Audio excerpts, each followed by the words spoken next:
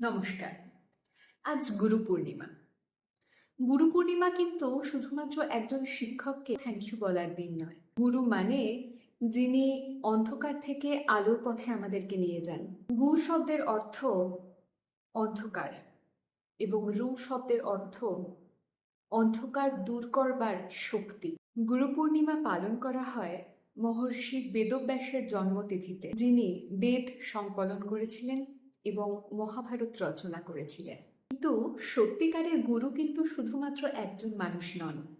তিনি হতে পারে আপনার মা বাবা, হতে পারে আপনার শিক্ষক, অথবা আপনার বন্ধু, যিনি আপনাকে সত্যের দিকে এগিয়ে যেতে সাহায্য করেছে, যিনি আপনাকে নিজের ভেতরের শক্তিকে জাগ্রত করতে সাহায্য করেছে। আজ গুরু পূর্ণিমাতে শুধুমাত্র প্রণাম নয়, চোখ বন্ধ করে তাদের প্রতি কৃতজ্ঞতা জানান, যারা আপনাকে নিজেকে জানতে সাহায্য করেছে এবং আরও কিছুটা সত্যের দিকে এগিয়ে আসতে সাহায্য করেছে।